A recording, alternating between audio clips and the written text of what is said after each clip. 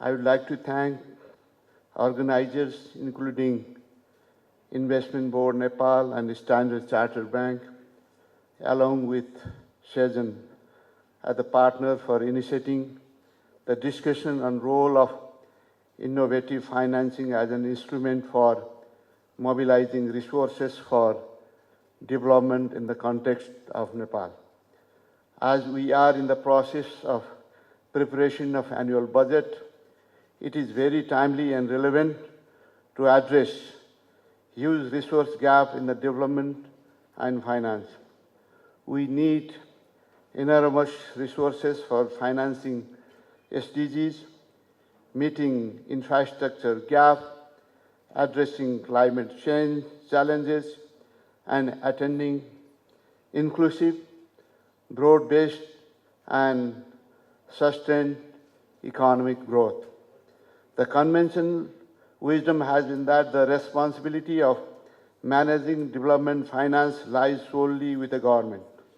However, the successful mobilization of innovative financing tools in similar economies, such as blended finance, green bonds, and green loans, among others, has taught us to share the state responsibility of resource mobilization by other actors, including development finance institutions and private institutions.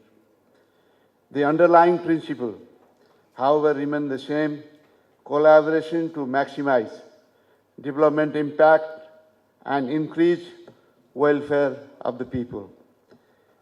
Be that as it may, collaboration requires coordination and a streamlined discussion on how to increase the inflow of funds in the country. The macroeconomic data for the first 9 months of current fiscal year, recently released by the central bank, does indicate that inward FDI flow is small at 34 million USD.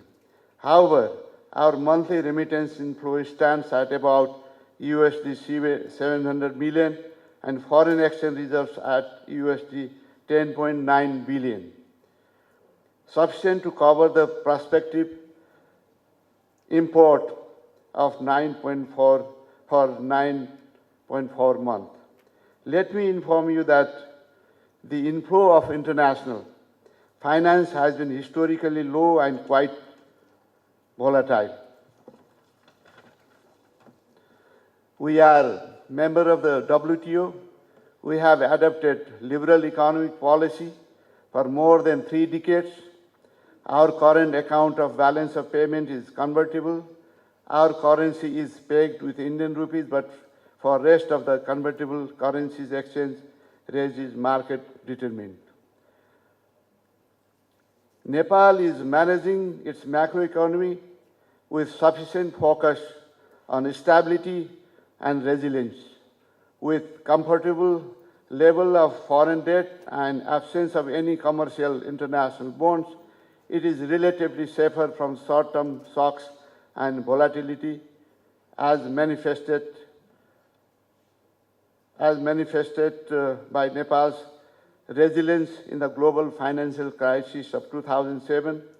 This has been proven to be a structural advantage to the country, where major global financial events have not much impacted Nepal significantly. Despite all this strength, I am just wondering what is missing, which, because of that, we are not able to bring in innovative financing to complement financing needs of the country. Therefore, my first concern is, are we adequately communicating the positive macroeconomic story of Nepal to global community? Nepal has neither defaulted debt servicing in history, nor has any international company been denied of the facility to repatriate profits. This creates an extremely positive story. Our credit history as a country is tremendously positive. We need to highlight this in the international financial markets. Additionally, Nepal also has a very healthy external debt profile.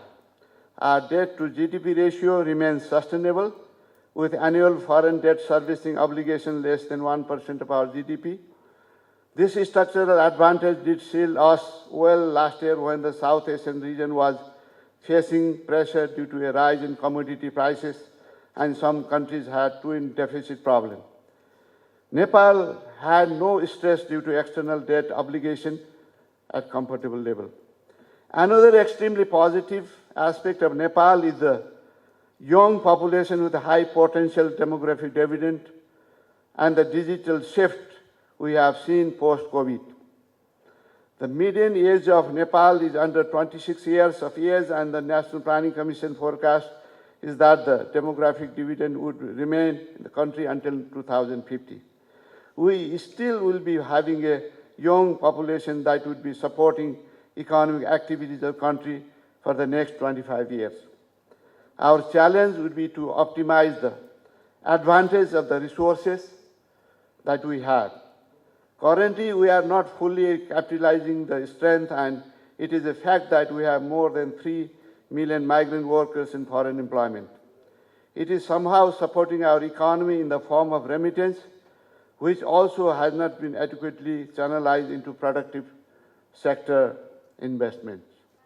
Lastly, our immense potential for sustainable finance, including renewable energy, is an example to the world. Innovative financing tools would also mean benefiting from global structures that reward net zero initiatives. This is also need to be brainstormed further. My second concern, therefore, is are we focusing on return of project investment? Nepal is in a process of sovereign credit rating, which has been delayed due to COVID. We are considering to resume the process so that investors would have much confidence to make investments.